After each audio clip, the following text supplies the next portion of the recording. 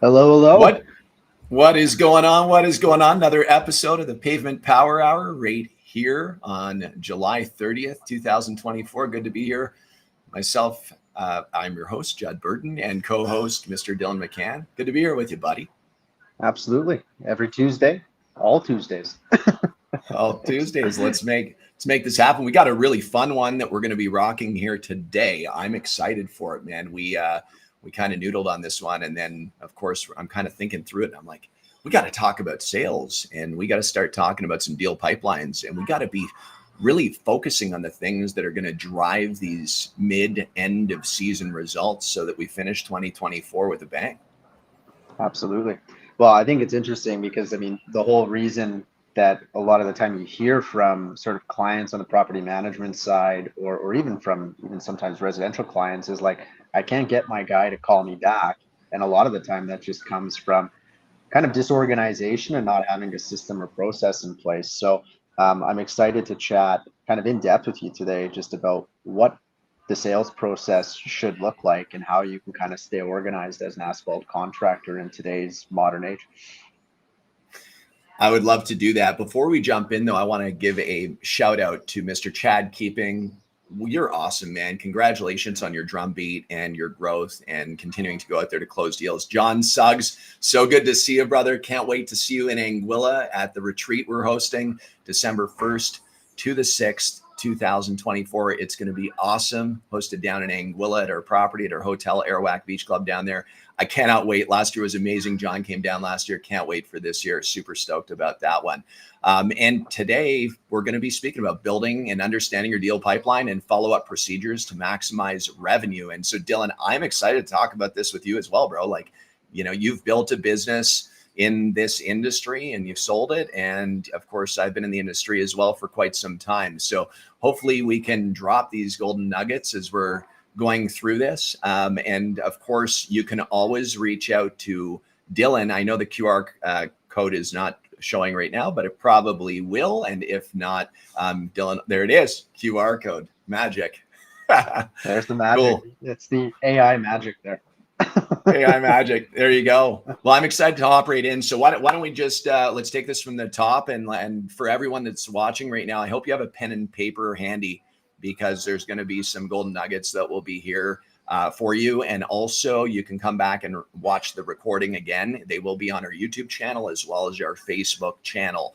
And of course, this is powered by Asphalt Kingdom and bringing you as much meat as we can to help you guys build and grow your business and really at the same time do what we call optimize it to turn it into more of a machine than a hand crank business, right? So why don't we go through some of this stuff, Dylan? I'm excited to drop the next 55 minutes. Let's do it. For sure. Well, I think a great place to start off would just be talking about the general systemization of your sales process. Really all growth, anything scalable, it has to be systemized. I always use the burger mentality of, if you want the burger to taste the same everywhere, you have to have the same systems and processes. So I thought a great place to kind of kick things off would be to talk about what the deal pipeline or just a marketing and sales pipeline in general should look like. And then we can kind of expand out from there.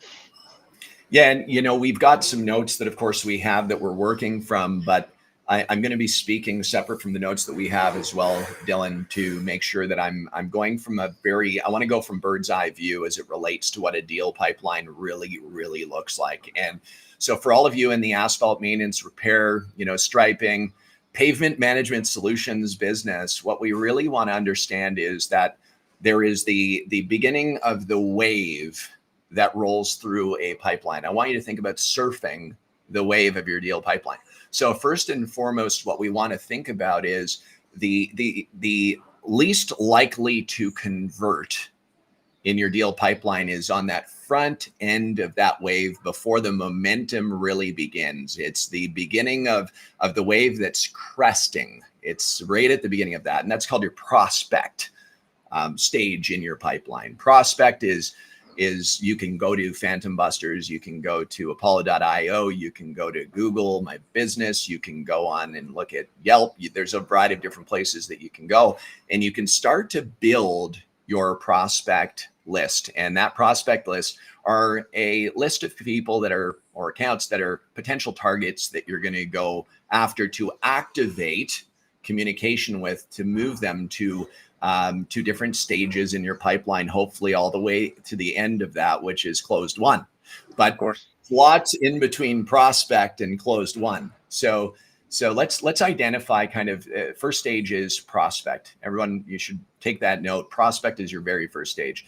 The next stage that we're going to move to is called a lead. A lead. And a lead is someone that you believe to be someone that could possibly become an opportunity for you. So you have prospect, then you have lead. And so those leads could be someone that has, a referral to you. It could be someone that is that you've seen out there on the road, and you've seen their truck, and you see that they're a client that might be a candidate, a property management company, or something like that you might want to work with. So that's your lead stage. After you move from your lead stage, you go into what's called an MQL. And MQL is super simple. It's called a marketing qualified lead.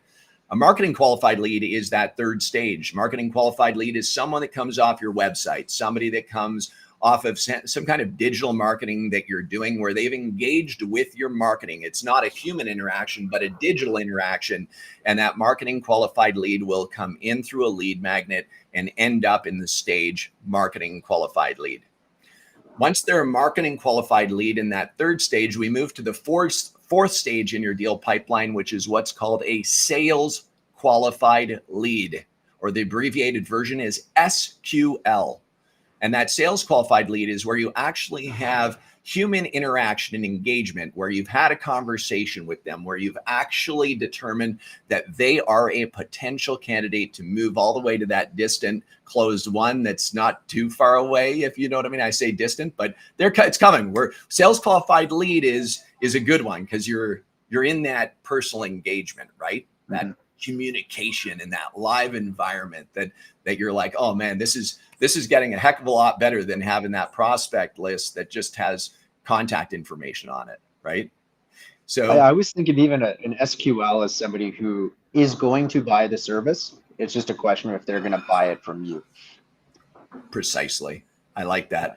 And so and just to be clear, that sales qualified lead is now going to move to an opportunity stage.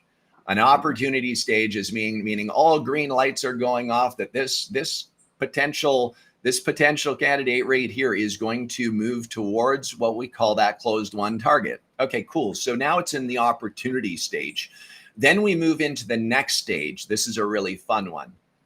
Pavement assessment stage, where you've moved them from a sales qualified lead to now moving into an opportunity, to now into a pavement assessment stage in your deal pipeline, where you're going to be giving that report card or that medical grade of their parking lot that is going to help people understand what they need to do now to eliminate the liability risks on their parking lot, to make sure that they understand where it is in its life cycle stage and what they need to do proactively to ultimately make this parking lot look great again.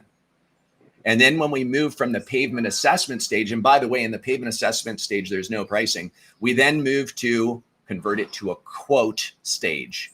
And a quote is providing them with emotional scopes of work and a nice proposal that you're, of course, putting out through ak-.com, where we're going to be doing that proposal, scopes of work that are emotional, that has the pricing. And then when you send that quote through, we have our follow-up strategies, which we'll talk about a little bit later in this Pavement Power Hour here that we're on right now. We then move it from that quote stage into what we call closed lost or closed won. And so our deal pipeline, we have prospect on the very front of it. We have leads, we have marketing qualified leads, we have sales qualified leads, we have opportunity, we have pavement assessment, we have proposal, and then we have closed won or closed lost. Now you can see how that all rolled off my tongue. Realize I didn't just learn this yesterday, right? This has been going on for quite some time now, where we're training and coaching people how to close way more deals with their business. And that's why we're successful with it and the people we train are successful with it is because we practice this like a world-class athlete. And I think that's why you're all here right now watching this, is because you want to practice, you want to learn, you want to get better. So Dylan, what do you think of that deal pipeline? I know you already know it, but that to me is having that discipline and that structure is so important. Yeah, I think it's really important, especially when you're trying to scale any business, that you understand where certain prospects or where certain projects are in that pipeline. Because if you're not pushing it down the pipeline, it shouldn't be on your pipeline, right? It's really a matter of you're consistently trying to push all your leads, all your prospects through that system, and almost thinking about it like a strainer, where you're trying to push as many of those through as possible, because that's going to ultimately end up in revenue for you. So I wanted to pick your brain about this, because this is something that I come across a lot on the coaching side of things. Everybody wants leads, but as soon as they get leads, they get busy and then things fall off. So can you maybe talk to, why certain things fall off in the pipeline, or where they're most likely to fall off in the pipeline, and what we can kind of do to sort of ensure that we're still pushing things down that pipeline to convert into revenue? Absolutely. So a couple things, and this was spoken about on the Coach's Corner last night with Anthony Bison and Stephanie Bison as well. It was really well done. For those of you that have not seen the Coach's Corner, you can go on our Facebook page or our YouTube live feed that's there, and you'll see it. They did a fantastic job. So big shout out to Anthony and Stephanie, and thank you for all that you guys do for Asphalt Kingdom and the whole community. You guys are awesome. I will say this, that focusing on the right kind of prospects, like if you're going to build a prospect list and you're really going to go and hunt business aggressively, you better be going after the stuff that makes most sense for your business. More is not always better, right? You don't want just a bunch of fluff that's filling your deal pipeline. You want to have really targeted and precise opportunities that start to build in this pipeline. Otherwise, your time is of the essence. And if you're spending the time, versus investing the time is investing the time. When I spend, it drives me crazy. When something costs me money, it drives me crazy. Why? Because I'm not getting anything in return for that. It's like it's output. I much prefer to have the investment going in for an output that is returned to me. And so getting precise on who you're targeting is absolutely key. And so I ask you right now, based upon the quotes that you currently have out, which one of those quotes that you've put out might not fit into the bracket that makes the most sense from a profitability perspective for your business? You see, being busy is being busy. Being busy with the right kind of things is a very different story than being busy with the wrong kind of things. And so what I would say is most people fall off because they end up filling their pipeline so much with so much stuff, rather than optimizing it and staying ultra targeted on what it is they need to do to drive the needle and build enterprise value with their organization. And so we ask ourselves, okay, well, that's all sounding great, Judd, but what can we do to achieve that? And the answer is pretty simple. If you know what your targets are, like in AK Dash, you have your goals and targets that you can set up in there with your revenue roadmap. It literally shows you what you need to be doing from an output perspective in a very targeted way to achieve a revenue number and a gross profit of X. And so if you have your targets that are set and you have an exact understanding of what you need to be executing on to achieve that, now you're not shooting blind. And so your deal pipeline, just to touch back on this, the deal pipeline cannot be filled with stuff. It has to be filled with the right kind of things to be able to achieve the goal that you've set for your company.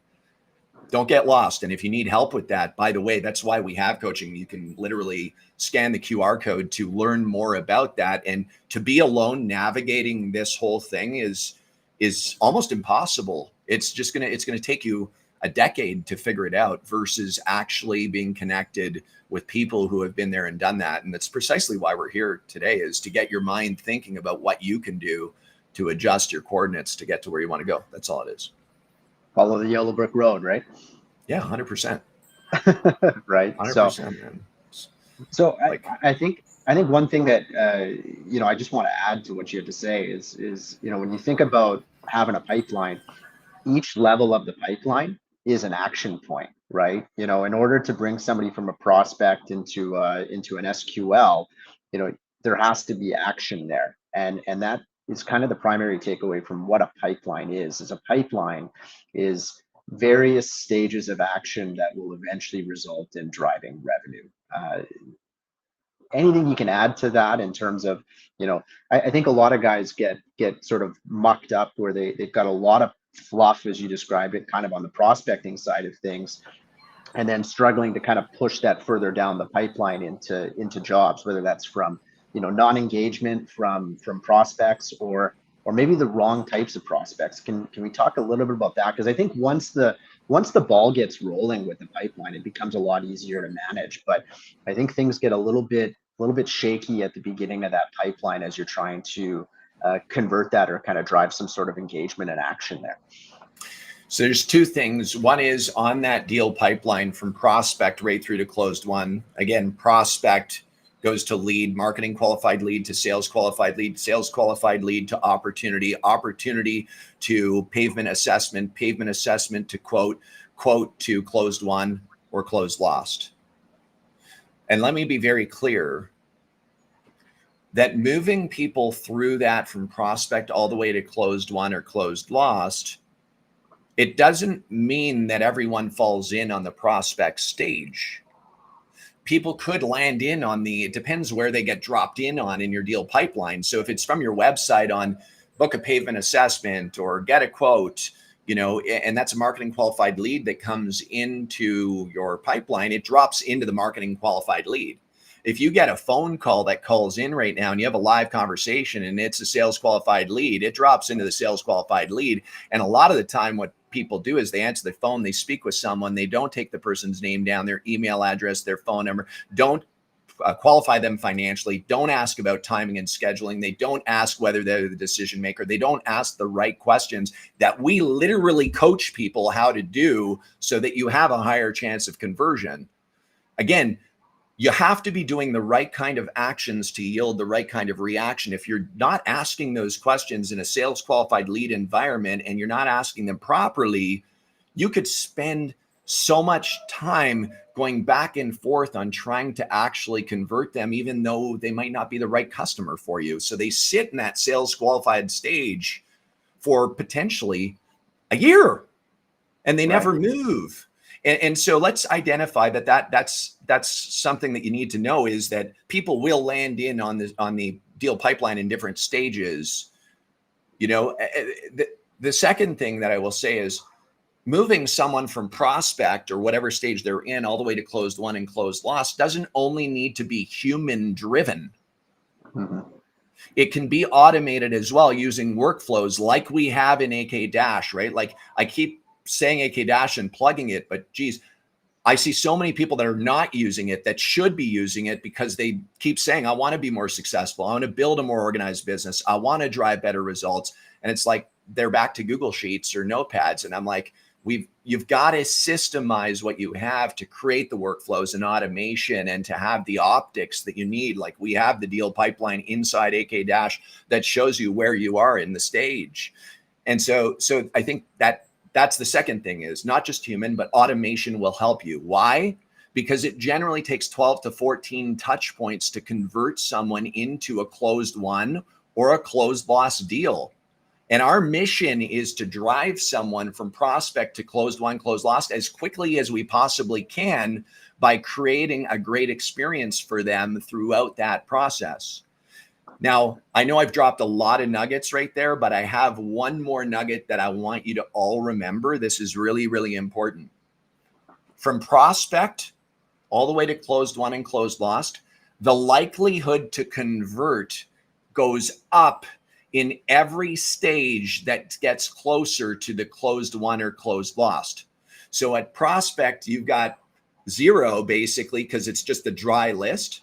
But at the point you go to a lead, you have a 10% more likelihood to convert. And then as you start going, you start increasing. When you get a pavement assessment in someone's hands, likely to convert's like 25%. And then you go into your quote stage and you go to 50% if you have badass sales skills and you've been trained on being able to actually move to what we call the closer framework in closing deals that we coach again. And so like, I'm saying all this stuff right now, and I know for people listening, this could be a lot that you're trying to note down on paper, but I guarantee if you take these notes down and or you get you get engaged with us to learn more about this so that we can train you on this tactical approach and systemizing it, you'll close more deals. And that's what we're here to help you with. 100%. Period. Yeah, and I think you made a really important point there on, you know, the further that you push them down this pipeline, the more likely they are to convert. So you made a comment about it takes 19 touch points to close a deal right now. You know, those touch points, it's not necessarily a phone call. It could be an email, it could be a text, and finding ways to sort of optimize that time is really critical. But, you know, I want to talk a little bit about follow-up and whether that's following up on a quote or whether that's following up on a prospect. You know, I want to talk in depth about, you know, value-driven follow-up and not following up with the, hey, it's Dylan from AK, just following up. Like it just doesn't drive any action. And we know that the pipeline is all about driving action. So let's talk a little bit about follow-up, you know, in the prospecting stage versus following up in the assessment or proposal stage, and how it differs. And maybe we can just drop kind of some nuggets on how to make that more impactful. Okay, first and foremost, if you ever, anyone listening right now, if you ever call someone and you say the following, hi, it's Judd from company so-and-so, and I'm calling to follow up on a quote that I had sent you.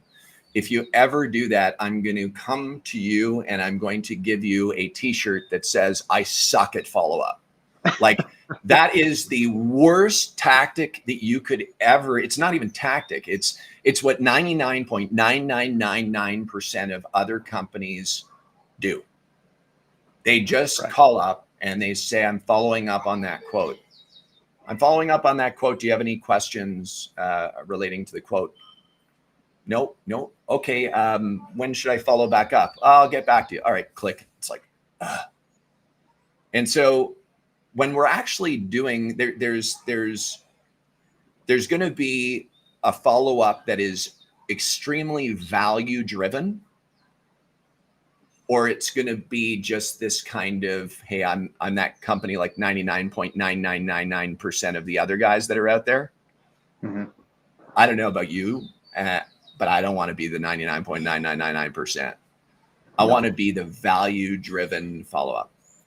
I want to be like, I want to send a video message as I'm going by the property.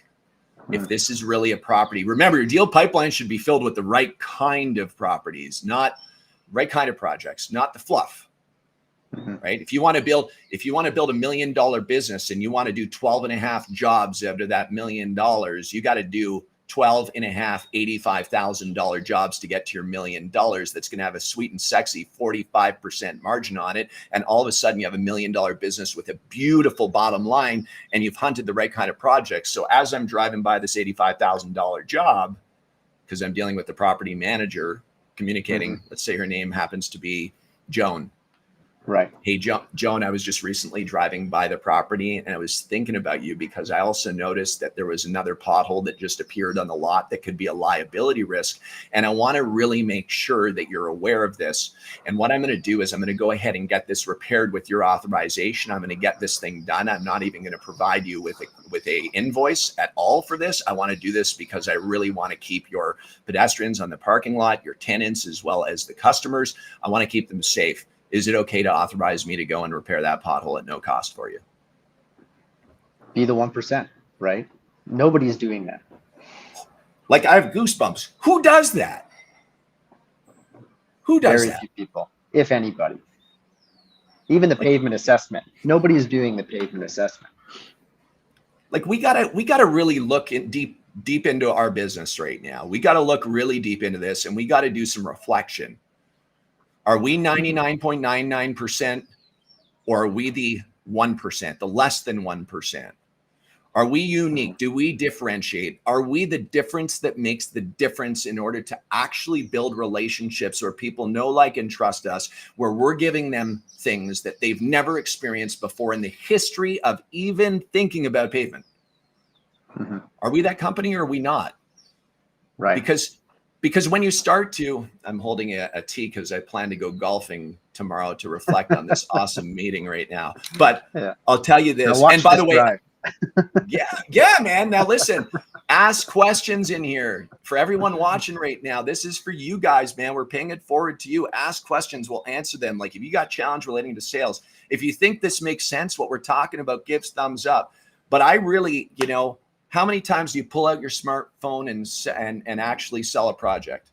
I mean, I saw somebody drive someone from a sales qualified lead into a quote off of one selfie video when they came down to visit me in Anguilla. And if you're watching, I know that you know exactly who you are. Sends a selfie video and drives a multiple six-figure opportunity right there from the sales qualified lead stage to a quote stage. And I believe he won that project. It was just a selfie video saying, you know what, I was down here. I'm down here meeting about some pavement solutions and really talking about how to make this industry a better place. And your name came up and we're talking about you and really would love the opportunity to be able to work with you guys. Is there anything right now between where you are and where we need to go that's holding you back from getting there? Because I want to really help you to achieve that. Keep your pavement safe, long lasting, and looking great. Send a selfie video message like that to a potential candidate. You know what's wrong here? I'll tell you what's wrong. The majority of people just go out and they try to wing it. I'm going to go work hard. I'm just going to go and try to get as many jobs as I possibly can in this season because I'm limited on the number of working days. I'm going to do the $200 jobs. I'm going to do the $5,000 jobs. I don't even have optics. I don't see my dashboard at a glance on AK Dash where it's all in front of you. I'm going to literally go against the grain and I'm just going to try to figure this out all on my own. And I'm like, please ring the bell. Like if you're one of those people, ring the bell. Get the help that you need right now. Get into the pattern of actually differentiating. And to be clear, these videos are not hard to do. You just need to know the title of the video, and then you just need to practice just for 30 minutes, 40 minutes, and then go out there and do it because you'll win more deals and the right kind of deals. I like hunting whales. I don't like hunting perch. Period. Yeah, be a big fish, right? And target the big fish. And I think you hit some interesting points there as well. But like what do those 1% tactics or activities look like? And you hit on selfie videos and how that's driving business and converting more business. So I think unique mediums are important. I think personalization is super important. But what are some other things that are what I'm just going to define as 1% activities? What are those 1% differentiators? What are those things that the general contractor in this business are not going to do? And what can you do to really sort of differentiate yourself from the pack? Can you speak at all to that? 100%. It's like, when I think through things at the very top, we practice the closer framework, right? Like that's what we practice. It's called the closer framework, the acronym CLOSER, right? It's closer framework. C, clarify why they're there or why you're there. L, label them with a problem, overview their past pain, sell them a vacation, explain away their concerns, reinforce their decision. Yes, Everett, perch. Like I'm not going after the $300 jobs. I can't get rich like that, to be clear. And I like to be rich. Like I'll just be honest. I like to make a lot of money. I hope you all do too. And let's set up to do that together, right? That's the key. And so the closer framework, first and foremost, in that stage, clarify why somebody is there, or clarify, discover, find out more about them. You have to ask open-ended questions to really identify how you're going to present and how you're going to follow up, because they're going to tell you everything if you ask open-ended questions and they speak for 80% of the time and you ask these questions for 20%. It's the 80-20 rule. And if you do that, they're going to tell you exactly what it is that they need to close the deal. Mm-hmm. Like a lot of the time we're just talking, shoving it down their throat in a world where billion-dollar corporations are constantly shoving it down our throat. Like, don't you think it's okay for someone to be heard for a little while? ask them open-ended questions, get them to tell you about all their stuff, right? It's like, all right, so you now know that this person has a mobile phone, and you've got their mobile phone, because while you're with them in person, right, you're going through that discovery. You're like, I actually have some photos that I took of the parking lot before I met with you here, and I just want to send them through via text. What's your cell phone number? Boom. Right. All of a sudden you have their cell phone number, you're sending them some photos, but now you have the opportunity to do the selfie video. But you also can realize that people who are ultra busy and or rich do not want emails or phone calls. They want text messages. Right. Yeah, they want to be able to do it on the fly. Yeah. Right. Because they're on the uninterrupted. Fly, because they're out there making money. Yeah, uninterrupted. Right. Like I mean, I know a property manager that's responsible for 146 different mega complexes. And I'm like 400,000 square footers. Right. Do you think that she is going to actually sit there and get notified by her email on the spot and then respond to the 73 other emails that are before me? Like, email's like fax. It's like dinosaur. It's prehistoric times. It's email is fine, but you need additional tactics. So what I would say is this: get cell phone number, make sure you use SMS in a personalized fashion, send videos via SMS to connect, send them resources that will help to address their pain points that they may have explained to you as part of that clarify stage in the closer framework. Connect with them on LinkedIn. Make sure you're connected on LinkedIn.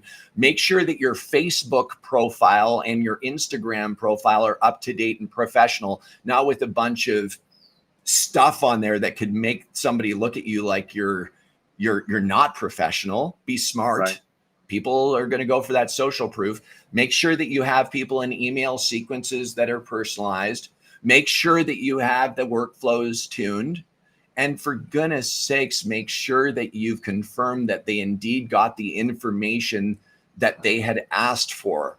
Follow up, follow up, follow up. There's automation and there's personalized. If you're not doing both, and just to correct it, it's not 19 touch points. It was 12 to 14 in today's market. 12 to 14 touch points. I would say 19 is even better. You have to work harder today than you did before. The great news is we have technology and automation that we can leverage to be able to help us. So big time. That's those are the mediums that I would recommend that we do. And also I'll tell you, like, Dylan, for me, this is like we're streaming on YouTube and we're streaming on Facebook right now, right? Yeah. And you guys watching this are our customers. And so attention is very important. You want attention on you. And the attention on you is pertaining to what we're able to actually deliver from a value perspective in order to create more trust. Right. And so I ask you, with your business, is your YouTube channel set up? Is your Google My Business profile set up? Is your Facebook professional profile, business profile set up? Is your LinkedIn? Is your Instagram? Have you set yourself up to be able to have those pieces in place so that when you're doing your follow-ups, that you're able to actually connect with the different platforms? Here's what people say about us. Here's a solution that we wrote an article about over here. Here's our website. So omni-channel presence is very, very important, with a tactical 12 to 14 step follow-up process, making sure your deal pipeline from prospect to closed won or closed lost is tuned and teed with the right kind of deals. All of those things right there that we've shared with you today, if you just took some action around that, 2 or 3 actions, you would improve your business tomorrow. Mm-hmm. Yeah, big time. And those lovely discovery questions of the who, what, when, where, why, how will tell you a lot about what that customer, that prospect, that lead, that SQL, they'll tell you how to close the job, right? So, to your point of targeting the right clients and the right clients for your business, you got to ask yourself that who, what, when, where, why about yourself and about your business. And then you have to be asking that to everybody that comes through the door and aligning on the right customers at the right time, at the right place, and the right how to, in order to kind of make sure that you're following through on all of your promises, right? Because if you do things a way that they're not looking for, it can completely derail a potentially six-figure relationship, right? I was recently coaching. Actually, I have another coaching session. I'm going to call him out. Actually, John Schneider, Mixtech out of Wisconsin. You're awesome. Your whole team that I'm coaching right now, you guys are badass, and congratulations. 6 figures, I believe, over the last week that you've closed. That's the shit, man. And it's like you're using those tactics to close deals. I love it. I was on a live on the last coaching session. A client, a 60K opportunity, called up and went on speakerphone, Dylan, while I was actually coaching. And it was just awesome, man, the way that we went through it and then reflected afterwards and then did some adjustments and fine tuning. And we started to role practice the whole team on how we would approach that slightly differently to go in for a close, because it was ready for close, but we extended it almost 1 week by not asking the right question. Just one question. Right. What was the question? Just the one question was this: have I answered all of your questions before we move forward here today? Oh, I love that. That's the ultimate close, right? Because if they don't have an answer to it, then they're ready to go. Or you discover that there's more objections, right? So it's that constant sandpaper of, we're smoothing this out. Oh, look, there's another question. Okay, let's get that answered. Handle the objection. Okay, do you have any other questions? And you just repeat that process until you've disarmed every possible objection and you're able to move forward. And you're going to get no's at times, like whether it's price or whether it's, not being done in the method that they want it done. Maybe you're going to adjust in your business on how to service that customer. Maybe you're not. It's not always the right play to sort of change how you do business to service one customer. And it really goes back to that initial sort of topic of find the right customers. If your customer that you're set up for, that you make the most gross margin on, is that residential client, then stick with that. If it's a small shopping center, if it's QSRs, like whatever that might be, it's really important to understand who your ideal customer is and who you make the most gross margin off of, because at the end of the day, we're all in this to make money and make a living. And to do that, we want to close as many jobs as possible at the margin that makes sense for us. You could have $100,000 project, but if you're doing it at a 4% margin, it's not really worth your time, is it? Right? So not happening, man. Not happening. Right. 4% margin. We cannot get rich off of that. Jeremy Haynes says this often. A good buddy, Megalodon Marketing. He's got this big LED thing that's in back of him and on a table. It's like, get richer. It's like, get richer. He's driving around in a Rolls Royce in Florida, like literally shopping $10 million homes. He's not buying the $10 million homes, but he's shopping for those homes. He's not going to do that by having a 4% margin. Like, that is not happening. And I'm not saying that we want to be driving around in Rolls Royces and shopping for $10 million homes. All I'm saying is if you desire something that is of significantly more magnitude from where you are right now, you got to be able to set up the framework, the yellow brick road, to be able to achieve that. Otherwise, it's just not possible. And listen, no matter where you are, whether you're just, $50,000 a year, or a weekend warrior just getting out there, planning on just starting out, or you're a $500,000 company, or you're $1 million company, or $1.5 million, or $2 million, or $5 million, or $10 million, or $100 million, no matter where you are, the vibrations get very, very high. And those vibrations, as they get higher, you start to say, man, maybe I'm just going to back off this for a little bit, right? Maybe I'm going to back off of it. It's scary. It's hard. It's stressful. I'm feeling anxiety. It's tough for me. And you back off and you stay where you are. Yeah. And that's called average. But for those that actually go against this, Chad, I'm reading your message right now. For those that go against the vibration and they continue to intensify the vibration will not continue to get larger and larger and larger and larger for the rest of eternity. The vibrations hit a point where there's a pop. And when that pop happens, that's growth. And then you're in the new vibration.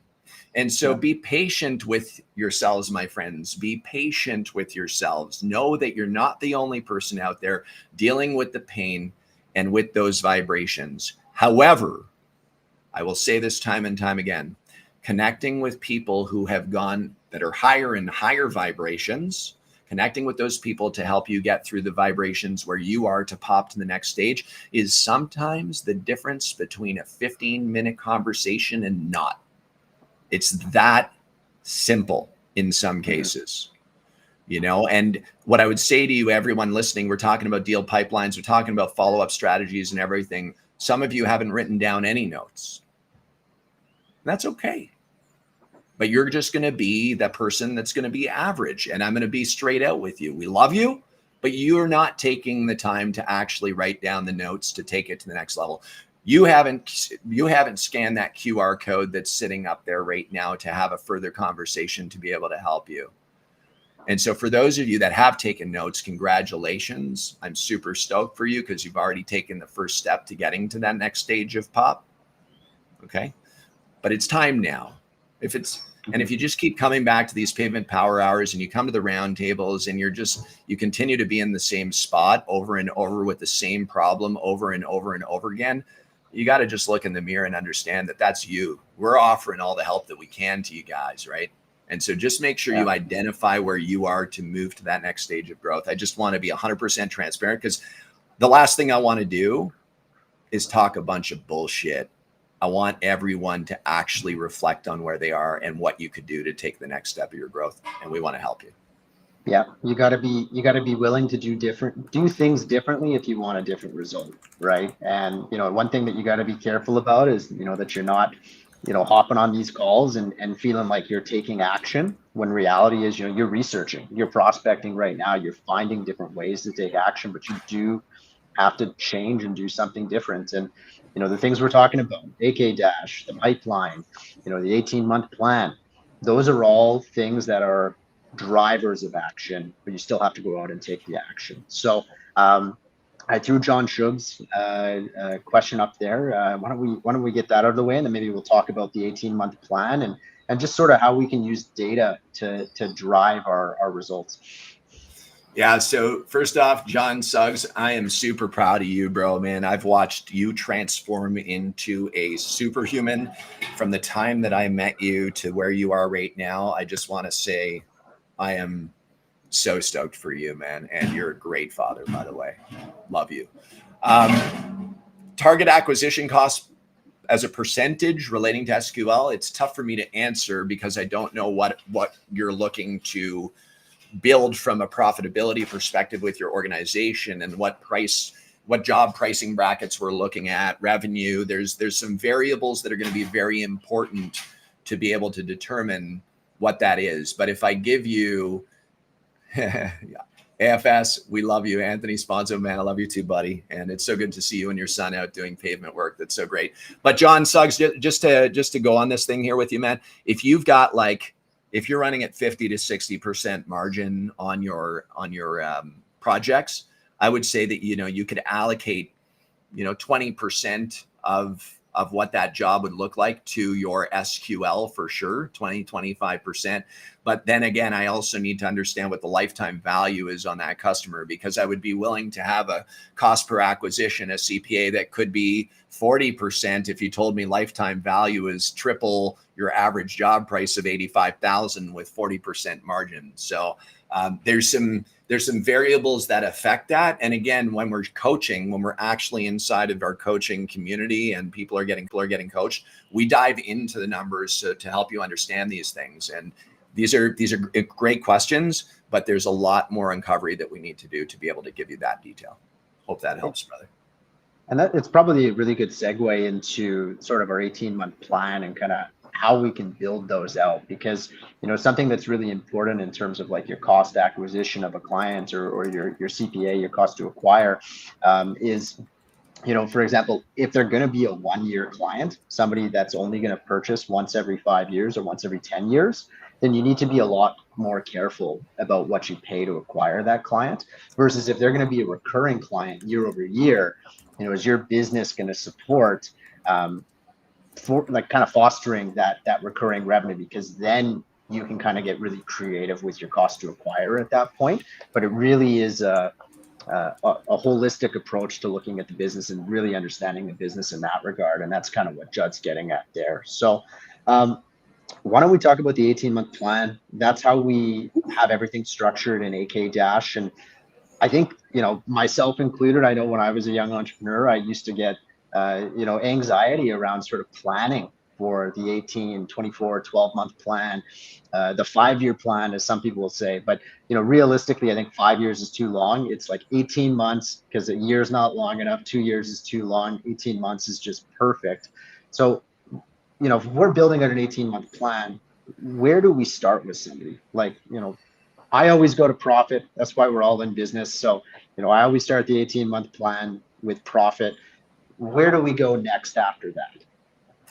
So even before profit, it's like, I don't think that let me step away from business for a minute, right? Like Sure. I'm looking outside at this beautiful panoramic view right now where the sun is shining and we're on this massive ball of dirt flying through the universe, and this planet's spinning at 1,004 miles an hour right now. And here we are having this conversation through YouTube and Facebook, and for all of you watching the recording. And I want us to really identify, attached to the 18-month plan, what is our purpose? Like, what is our purpose? What are we here to do? And for those of you that haven't found your purpose yet, let's just say that you could temporarily fill it with, well, my purpose is to give as much love as I can to the world. Let's just say that you filled it with that, like love to people, love to animals, love to everything that's around you. If you were just that person, that your purpose was to share love. Gotcha. Valid. If that was your purpose and you were able to say, you know what, I am a father and I want to be the best father that I possibly can be. And in order to do that, I need to have, 3 to 4 hours every single day that I want to spend with my sons or my daughters or both, right? I want to spend 3 hours a day or 4 hours a day with my wife and my children as well. And then I want to go on a date night twice a week with my wife to make sure I'm fostering that relationship as well.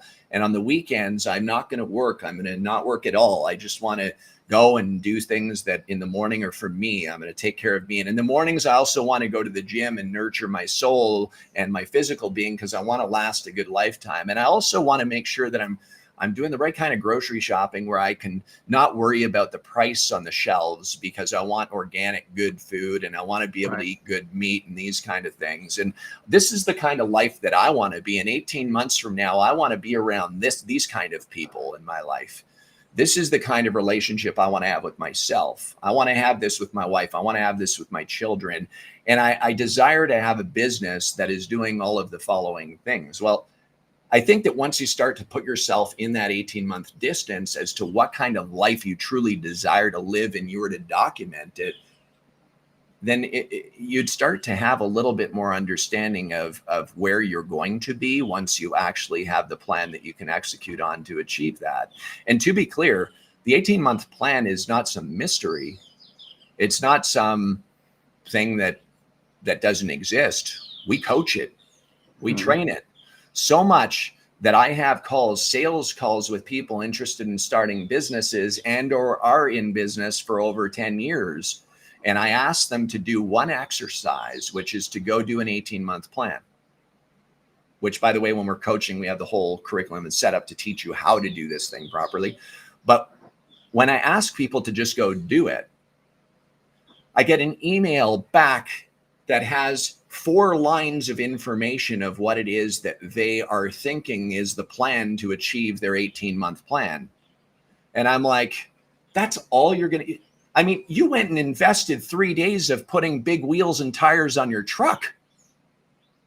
And you don't have more than 10 minutes to be able to invest into writing your future. And so for those of you that are on here, and for those of you that have done the 18-month plan, like our whole coaching team has at our retreats, at our roundup events, everyone does these 18-month plan. For whoever has done it, I'm sure you're already seeing things unfold. I know that you are because we talk about it, but that's first and foremost. The next thing is profit. And for me, profit is what is the cash that I need in order to live my future self, my future life in 18 months from now. What do I need? If I want to have a car that's this car, or I want to have a truck that's this truck, and I want to go to the gym and I want to eat organic food, not worrying about pricing, and I want to go on vacations every 3 months, I want to go blah, blah, blah, blah, blah, blah, blah, blah, blah, blah.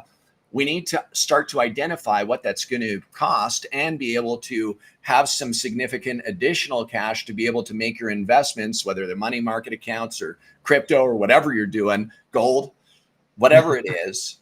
Good you investment need, right now. so, you know, tell me the what, and then I can show you the how. Yeah, 100%. But shit, man, it's like everybody. I want a truck tomorrow. I want to go on vacation tomorrow. And next thing you know, the bank accounts are empty and they're back to hitting November. And November hits and there's no cash left in the winter envelope. And everybody's struggling through the winter trying to figure out how to eat and feed their families because there's no cash management or financial management. There's no plan. There's no yellow brick road. And we're in the fog or in the sea with a one-oar rowboat that's going around in circles. And that's why we're calling out to you. If you're that person, you got to get the help that you need in order to get out of that spin. Once you're out of it and you start getting the momentum that you need, now you start building a life that's driven more towards the goal that you set 18 months from now. Does this make sense? I can't.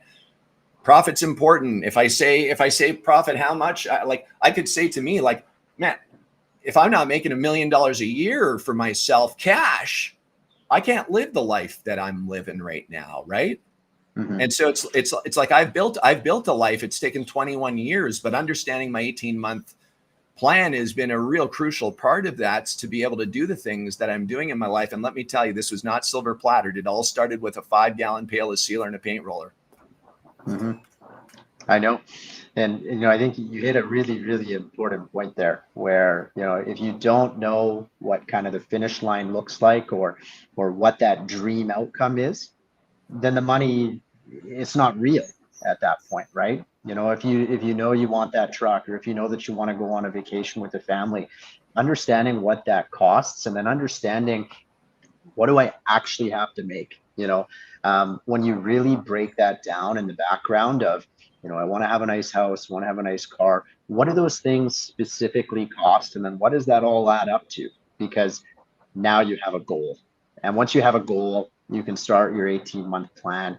And we can show you the yellow brick road of, how many leads is that? How many jobs is that? And what do you actually need to do to drive the action within your 18-month plan to tell if you're ahead or behind? Because, I think something that happens to a lot of contractors is, they get to that winter envelope stage where there's not enough paper in the envelope and there's not enough to go around. And, it's something that, had you been looking at it from a data approach, you would have noted in July, hey, we got to go get another $100,000 in revenue, or we got to go find X amount of jobs, or, we need this many leads, But if you don't know those numbers, it's very difficult to make any sort of an adjustment before it's too late. I call it emotional business management, managing the business on emotions. So this is important for everyone that's in the north. Okay. In AK Dash right now, you're going to notice that you can actually set the number of working days that you have left in the season to keep that alerted in your mind. You're August right now. And so from a seal coating side of things, realistically, you guys have 2 months, but you don't have 2 months of working days. You do not have 60 working days. Okay. You don't. You have approximately 25 working days to 35 working days left in your season for seal coating. And so in 25 to 30 days, what are you doing to activate the right kind of work around seal coating while it's here and favorable for you in the time and weather patterns that we have right now and temperatures to be able to execute on the seal coating side of the projects? That's one. Know that you have way less time than you think you have right now, working days. The next thing is, how are you extending your season beyond where you are right now so that that envelope can continue to fill? To be clear, anybody with a Powerliner 850 striper, it only applies waterborne paint. You cannot paint realistically below 50 degrees Fahrenheit with waterborne. Mm-hmm. Okay, it has to be 50 degrees and rising, I believe, for waterborne. When you start getting into solvent-based paints, right, oil-based applications, you need a Powerliner 3500 or larger to be able to do that. But you can extend your season way further on doing solvent-based applications. Like when you were in Canada striping, what were you able to, as long as there wasn't snow on the ground, what month were you able to get to on applications? Sometimes there was snow on the ground when we were chasing the project deadline, right? And but typically we would paint right up until about 0, and just kind of get a waiver on that because the job had to be done for them to get occupancy. But it will spray until about 0 degrees Celsius. So I think that's 45 Fahrenheit. I think it's 30. I think 34. Us Canadians, we got a problem with. I know. I know. somebody in the chat will be able to do the conversion for us. But you can paint right down 32. Yeah. So you can paint down right to about freezing. It takes a lot longer to dry. But little things like that in a business, in terms of a decision making, using solvent-based paint as a line striper, unless you're explicitly not allowed to use it in your area, working with oil and solvent is significantly easier than working with water-based when you're spraying, whether it's cold temperature or even if it's high temperature, because the water-based paint will gunk up at high temperature because it's an air dry basically. So it dries by evaporation, and it's a lot harder to work with than it is the solvent, because the solvent you can just pump through and melt it all down. So little things like these, little sort of adjustments to your strategy as you go, are really important. You need to be making these adjustments before it's a big problem. Like when it's a minor problem, okay, that's going to be an issue. What are we going to do to solve that?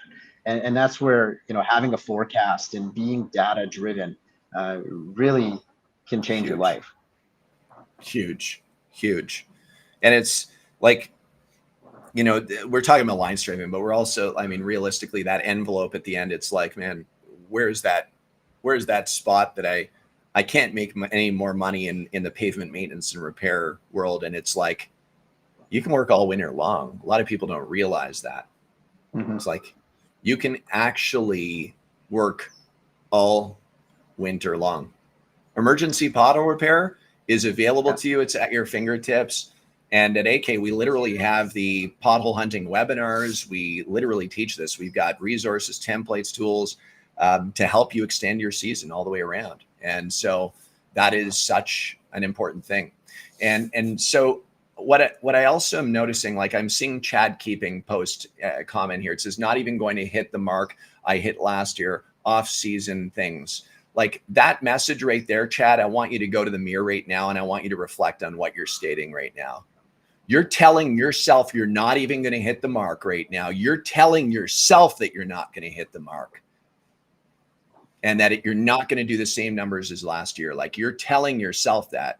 If you don't believe it and you're not going to work your ass off to over deliver on what it is that you need to do in order to achieve your mark, you're the one that ends up failing yourself, brother. Okay. If you tell yourself you're not going to do something, you're not going to do it. If you say I can't do 50 push-ups, you're not going to do 50 push-ups. If you say I can't do $200,000 this year in sales, you're not going to do $200,000 in sales this year.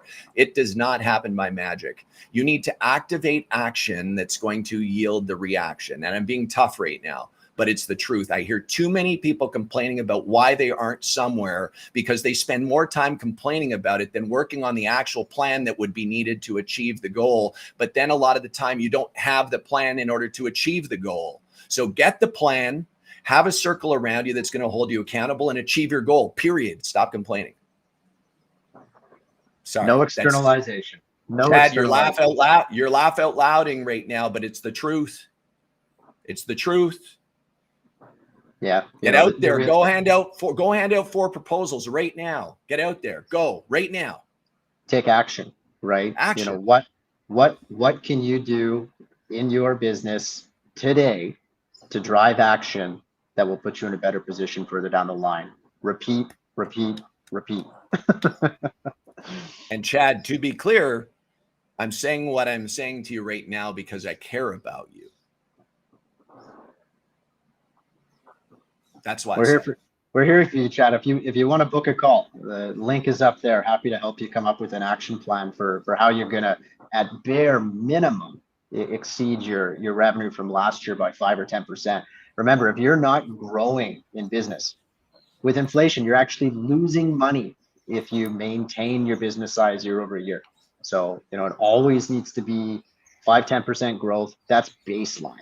That's baseline. So, Dylan, for those of you that send Dylan an email, dyl@asphaltkingdom.com, there is understanding the 18-month plan, working backwards from the goal. He's got a bunch of questions and things in here. If you email him, he'll respond back with that list.